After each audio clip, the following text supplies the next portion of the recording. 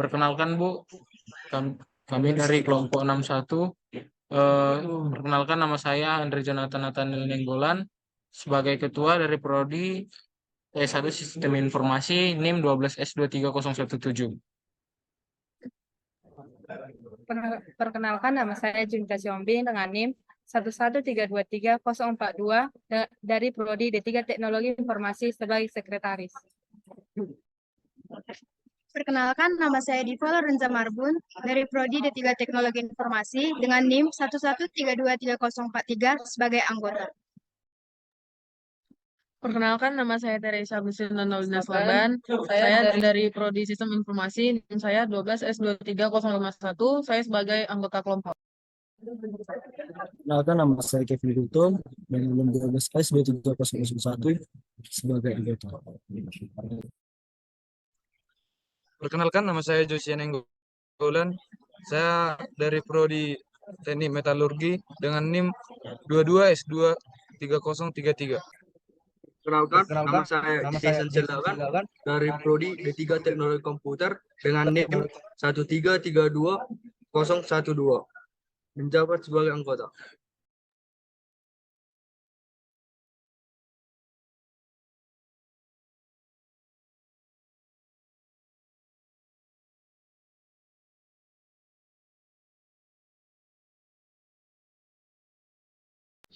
Di sini kami membahas tentang sistem regulasi antri makan, yaitu banyak permasalahan yang terdapat dalam barisan antri makan di Institut Teknologi Del, yaitu permasalahannya seperti suara berisik saat antri, banyaknya yang tidak membawa peralatan makan, dan sebagainya dari mahasiswa-mahasiswa yang tidak membawa peralatan makan tersebut.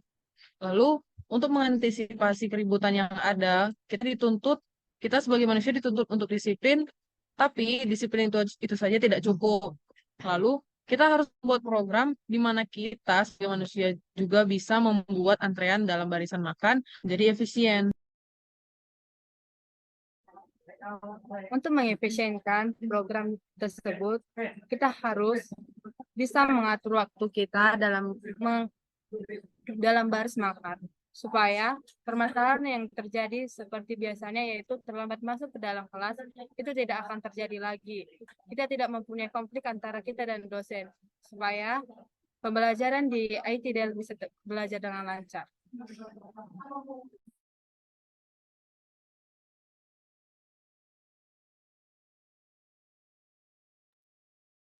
Untuk permasalahan antre sistem makan di ITDL, maka kami ingin mengembangkan sistem antre makan di ITDL agar tetap efisien.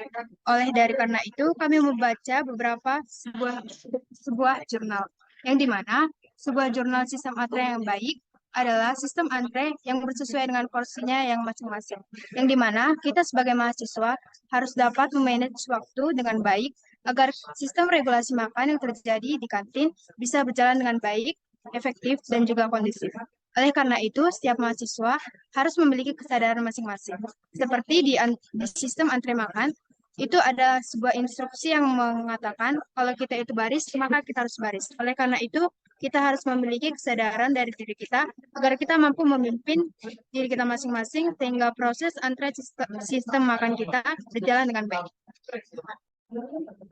Agar suatu barisan tetap efektif dan efisien, barisan itu harus terjadwal dan teratur. Karena itu, kami akan mengikuti dan mengamati beberapa alternatif untuk membuat solusi dari permasalahan yang sedang kita hadapi dan sedikit juga besar.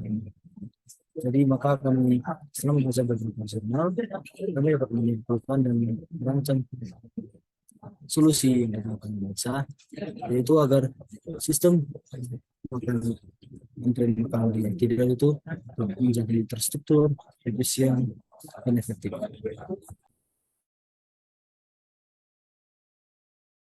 Tahap pelaksanaan. Di tahap ini kita diminta untuk membagikan bagaimana sistem inovasi yang kita rancang. Dan di dalam tahap pelaksanaan ini, hal yang paling utama yang kita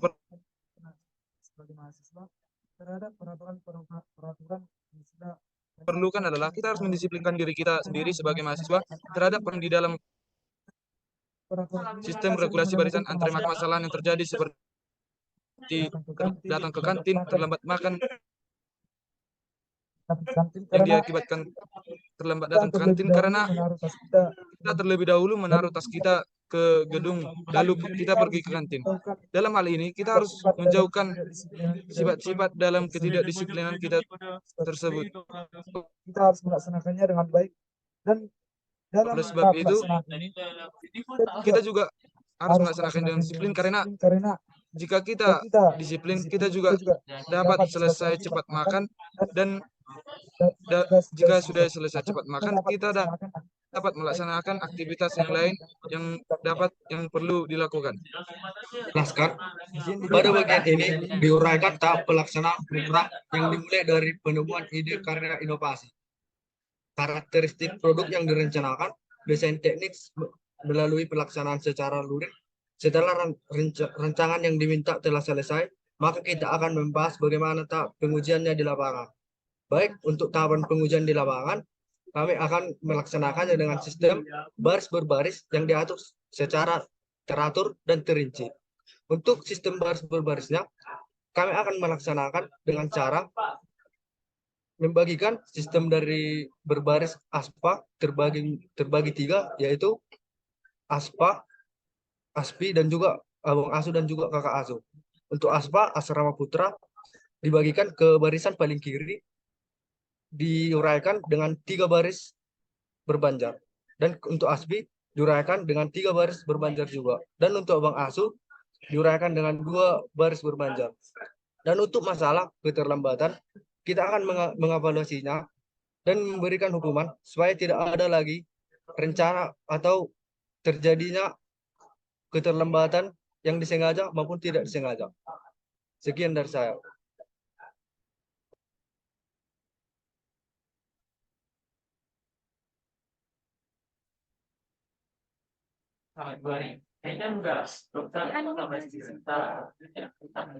Demikian presentasi kami pada hari ini. Bila ada kata-kata dan perkataan yang salah, kami mohon maaf dari kelompok 61. Terima kasih Bu, Pak. Selamat sore.